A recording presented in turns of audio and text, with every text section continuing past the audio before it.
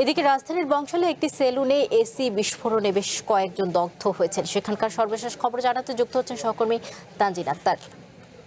তানজিন, সেখানে কিভাবে অগ্নিকাণ্ডের ঘটনা ঘটলো এবং কতজন দগ্ধ হয়েছে, সর্বশেষ কি অবস্থা জানাবেন আমাদের।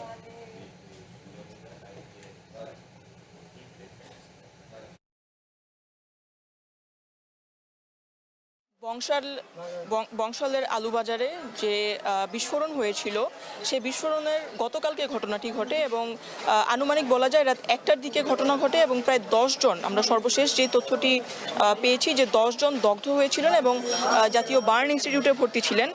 ঠিক এই জায়গাটাতেই এই যে এখানে যে দোকানটি রয়েছে এটি একটি সেলুন এবং এই সেলুনটির ভিতরেই আসলে এই বিস্ফোরণটি হয়।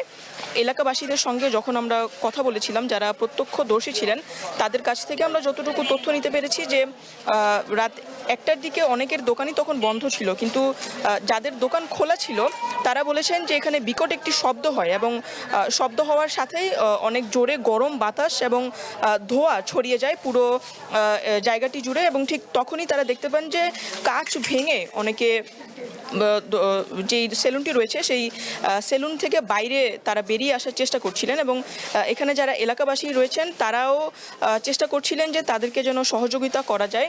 আমরা এখন সেলুনটির ভিতরে আছি। এখানে প্রাথমিকভাবে আমরা তথ্য পেয়েছিলাম যে হয়তো এসির বিস্ফোরণ থেকে এমন ঘটনা ঘটতে পারে, কিন্তু সরজমিনে আমরা দেখেছি যে এসিটি যে দেখতে পাচ্ছেন এখানে সম্পূর্ণ অক্ষতভাবে রয়েছে এসি এবং এসি বিস্ফোরণের কোনো আলামত আমরা এখনও পাইনি। অনেকে বলছেন যে এখানে বৈদ্যুতিক যেই শর্ট সার্কিট সেটির কারণে এমন একটি ঘটনা ঘটে থাকতে পারে, তবে এই বিষয়ে আমরা এখনও নিশ্চিতভাবে কোনো তথ্য পাইনি। আমরা চেষ্টা করেছি ফায়ার সার্ভিসের সঙ্গে যোগাযোগ করার, তাদের সঙ্গেও আমরা এখনও যোগাযোগ করতে পারিনি।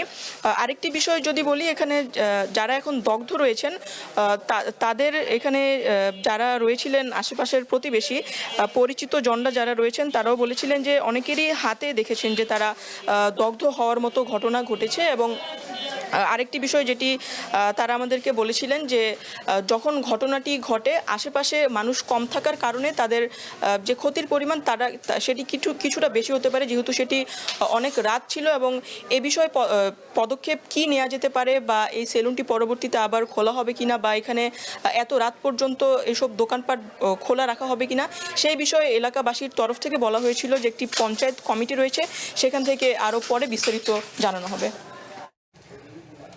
তানজিন, ধন্যবাদ আপনাকে।